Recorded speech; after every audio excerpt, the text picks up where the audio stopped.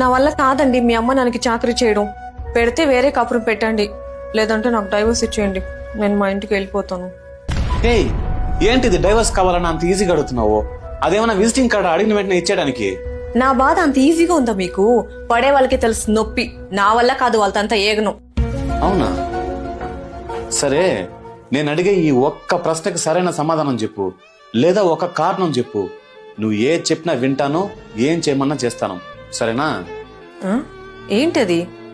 అత్తామామలతో కలిసి బ్రతకలేమనుకునే నీలాంటి అమ్మాయిలు అమ్మా నాన్న ఉండే అబ్బాయిని చూసి పెళ్లి చేసుకోవడం ఎందుకు? ఏదైనా అనాథాశ్రమం నుంచి ఒక మంచి అబ్బాయిని తెచ్చి పెళ్లి చేసుకుంటే సరిపోతుంది కదా, అసలు సమస్య ఉండదు. కానీ మీరు అలా చేయరు. ఎందుకు తెలుసా?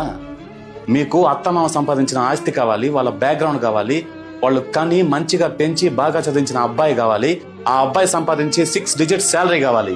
కానీ దీనికంతా కారణమైన వాళ్ళ అమ్మ నాన్న మాత్రం కూడా ఉండకూడదు.